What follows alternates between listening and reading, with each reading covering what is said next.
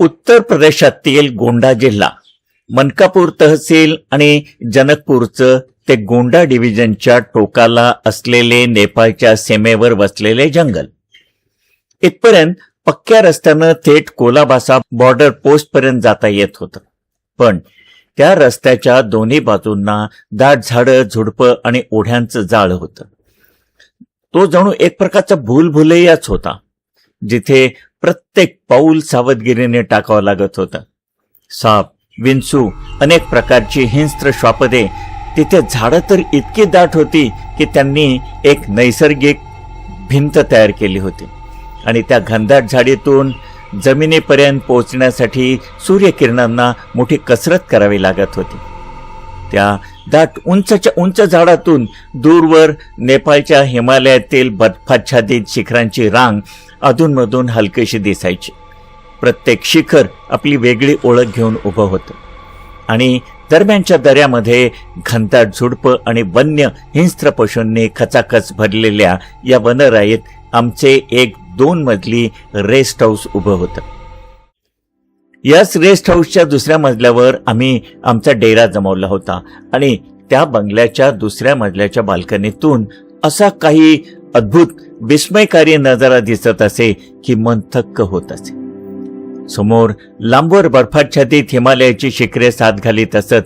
प्रत्येक शिखर कमी अधिक उंचीचे होते आणि त्यातून वेडी वाकडी वळणे असणारी घाटी दिसे. कानावर फक्त पानांची सळसळ आणि दूरवरून येणाऱ्या महाकालीन नदीचा आवाज ऐकू येईल. हिमालय आणि आमच्या बंगल्यामध्ये फक्त 3 मैलाचं अंतर होतं, पण त्या 3 मैलाच्या परिसरात एक वेगळीच मोहमयी दुनिया साकारली होती.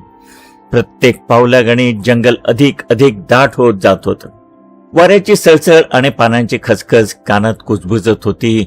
बाबा रे, या जागेपासून स्वतःला लांब ठेव, कारण ही जागा माणसासाठी नाही, ही आहे जंगली आणि रक्तपिपासू प्राण्यांचे निवासस्थान. संपूर्ण जंगलाचा पट्टा सुमारे 3 चौरस मैलामध्ये पसरलेला होता.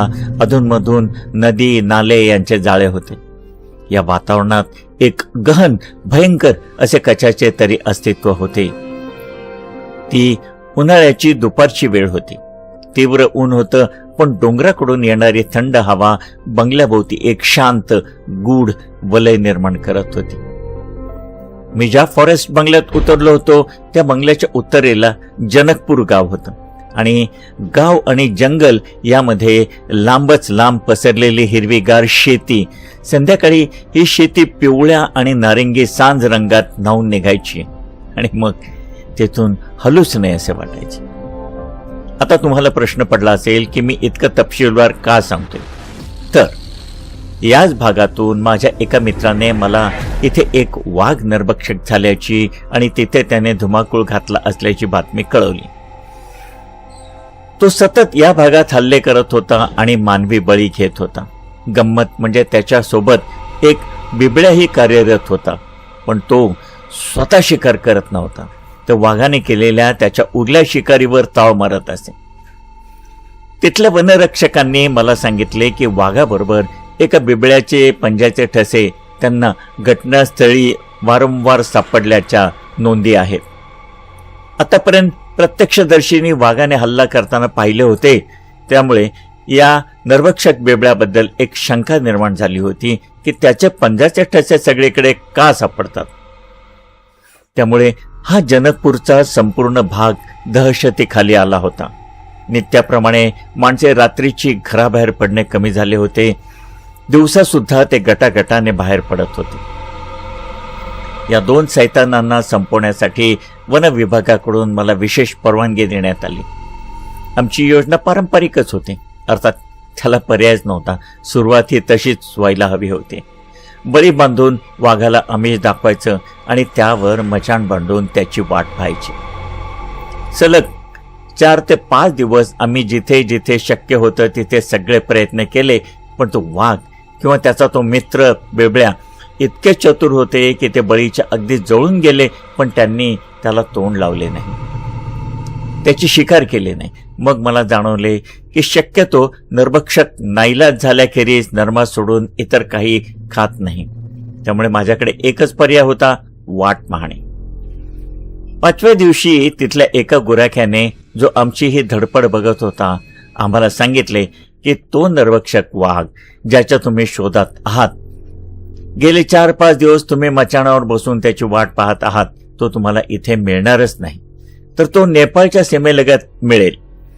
तिथे एक खडका डोंगरदऱ्यांनी भरलेली ओसाड जागा आहे, तिथल्या एका गुहेत त्याचे वास्तव्य आहे. नेपाळ आणि भारत यांच्यामधली सीमारेषा म्हणजे एक नदी होती, तिचे नाव महाकाली.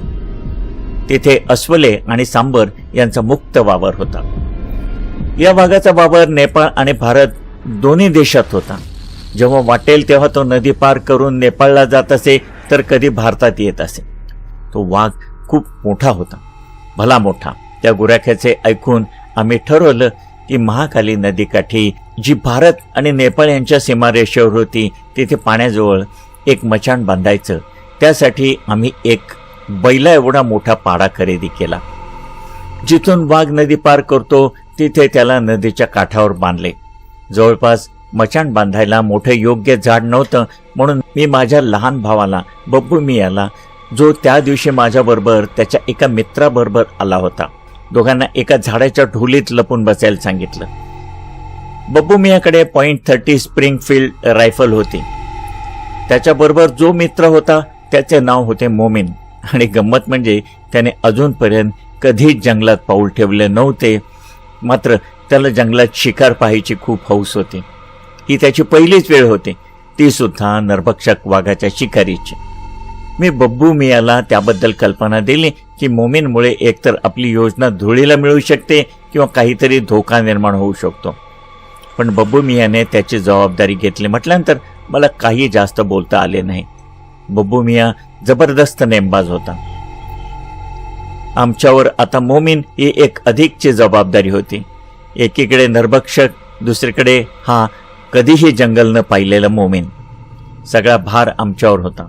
बब्बू मिया आणि मोमीन लपलेल्या झाडापासून दुसऱ्या बाजूला मी सुमारे 50 पावलं दूर दाट झुडपात सुरक्षित लपलो.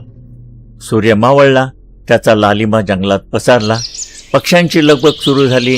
2 तास गेले, अंधार गडद झाला. अचानक वरच्या टेकडीवरून काही दगड घरंगळल्याचा आवाज आला. पाडा घाबरला. आम्ही बंदुका सज्ज केल्या. पुढची 15 मिनिटं जंगलात पूर्ण स्मशान शांतता पसरली होती. सगळीकडे नरभक्षकाचा दरारा जाणवत होता. 15 मिनिटे अशीच भयान शांततेत गेली. माझ्या श्वासोश्वासाचा आवाज मला ऐकू येत होता. तेवढ्यात एक मोठी शिंग असलेले एक मोठं सांबर खाली उतरताना मला दिसलं. बहुधा त्याच्याच पायाने दगड घरंगळला असावा. नाक वर करून तो सगळीकडचे आवाज टिपित होता, वेध घेत होता. अत्यंत सावधपणे थांबत तो नदीच्या प्रवाहापर्यंत पोहोचला. पाड्याला त्याचे अस्तित्व जाणवले. त्याने उठून त्याचे ध्यान आकर्षित करायचा प्रयत्न केला. बहुधा त्याला त्याची सोबत हवीशी वाटली असेल. एकतर त्या भयान जागेत मृत्यूच्या छायेखाली उभे राहून त्याचे प्राण सुद्धा कंठाशी आले असावे. सांबरालाही पाड्याचे अस्तित्व जाणवले.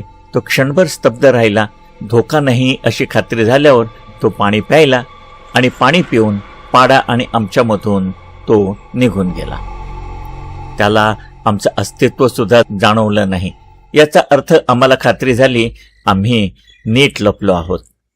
पण वाघ आणि सांबर यात फरक आहे. पुन्हा एकदा जंगलात भयानक शांतता पसरली. रात्र गडद होत गेली. आता आजूबाजूची झाडे मातकट दिसू लागली होती. कुठेतरी त्यांच्या पटीमधनं निळे आकाश दिसे. पाडा शांत रवंत करीत बसला होता. कधीतरी मान हलवून अस्वस्थपणे इकडे तिकडे बघत होता. अशात 1 तास गेला. जेव्हा करण्यासारखे काही नसते आणि रात्र शांत असते, तेव्हा अंधारात बघून डोळे थकतात. निद्रादेवी ही संधी साधून आपला प्रभाव टाकू लागते. माझे डोळे जड होऊ लागले होते. बेडकं, रातकिडे यांचे आवाज दुरून येत होते. मध्येच घुबडाचा आवाज घुमत होता. रायफलवरची माझी पकड थोडी सैल पडू लागली. तेवढ्यात अचानक पाडा झटकन उभा राहिला. त्याच्या खुराचा मोठा आवाज झाला. त्याची ही हालचाल सगळं चित्र पालटून गेली. सगळीकडे एकदम जिवंतपणा आला. वातावरण बदललं. पाडा अंधारात एका दिशेने एकटक काहीतरी बघण्याचा प्रयत्न करीत होता. त्याला काहीतरी जाणवले होते. आम्ही ताठ झालो. आमच्या डोळ्यावरची झापड उडाली. काही क्षणापूर्वीचे शांत सुस्त जंगल आता काहीतरी कसल्या तरी अनामिक धोक्याच्या चाहुलीने जागे झाले होते. जिकडे पाडा बघत होता तिकडे काहीतरी आकार घेत होते. हळूहळू त्या आकाराला सजीवपणा आला.